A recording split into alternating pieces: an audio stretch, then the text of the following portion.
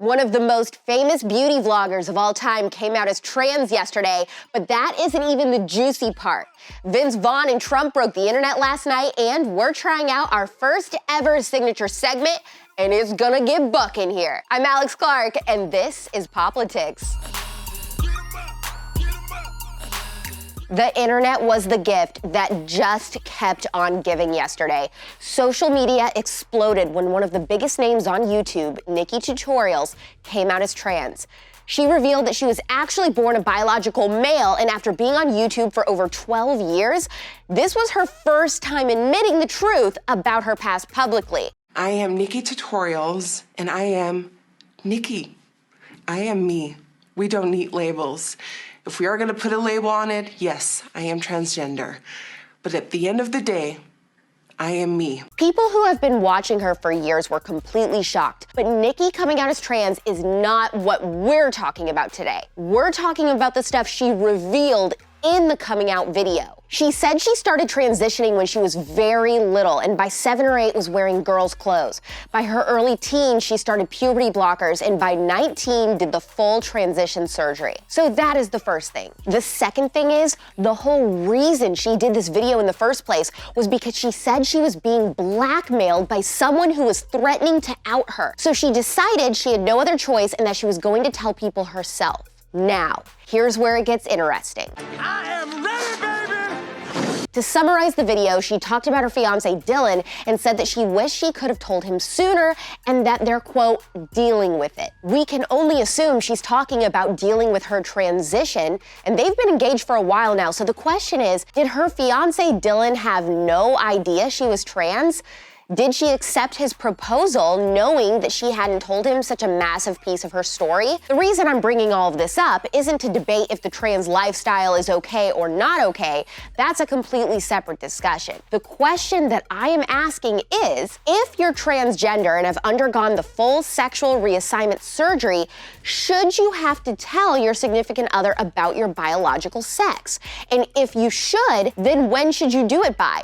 If you support the transgender community also, do you consider it bigoted to expect a trans person to tell their significant other they're transgender? If this blackmailer hadn't threatened to out Nikkie, was she just going to marry her fiance and never tell him? These are all questions that I had while watching. I think the story is fascinating. I'm anxious to see what's going to happen with the blackmailer, and I just want to know what you think, so comment below. President Trump and First Lady Melania Trump lit up the place last night at the national championship game between LSU and Clemson University. Joined by the President of the United States and the First Lady.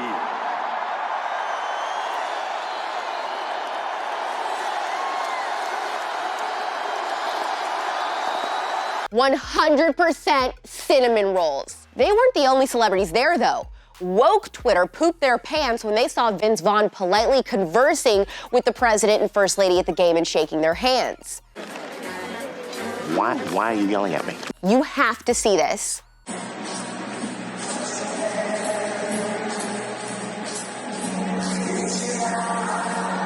Okay, everyone needs to relax. A polite conversation and handshake isn't an endorsement. We don't know who he voted for, but also Vince Vaughn hasn't been shy in interviews before about slamming gun control and big government and endorsed his friend Rand Paul in 2015. So maybe we don't relax. I'm looking all over for you. I gotta get out of here pronto. I got a stage 5 clinger. Now I know this is gonna seem made up, but I swear on chicken nuggets, this man has been my celebrity crush for years. Years! Come on, it's no secret that tall brunettes are my type.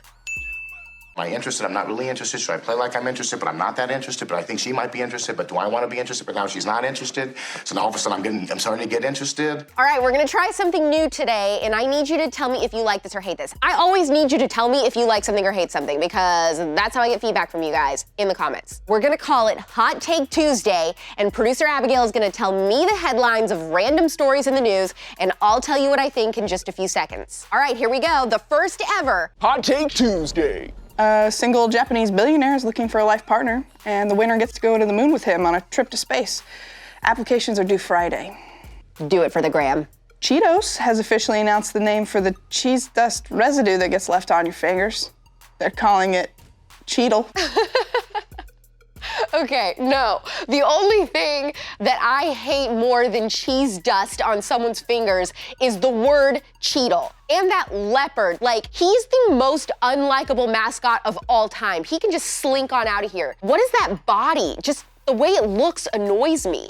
The most checked out children's library book of all time is The Snowy Day by Ezra Jack Keats. Oh, okay, I had that book when I was little, and it was really good, but it was kind of boring and basic. My favorite book when I was little was One Fish, Two Fish, Red Fish, Blue Fish, because those kids sneak out in the dark, go to the park, kidnap a guy, stuff him into a fish tank, and keep him in their room, and that was interesting. Intellectuals only. You either get it or you don't. All right, CUTEservatives, big announcement. Producer Abigail and I have been working, trying to brainstorm merch ideas. Please comment also on this episode any merch ideas that you want to see from us, and nothing is too crazy. I'm talking design ideas, colors, styles, literally anything that you want as POPlitics merch. Tell us. We're going to try to get that made for you. It's merchant time. It's pop culture without the propaganda every single weekday at 4 p.m. Eastern, 1 p.m. Pacific. I'm AlexClark, and this is POPlitics. Hit subscribe and ring the bell for notifications so that you're always up to date on the latest conservatee. And follow us at our main home on Instagram at POPlitics.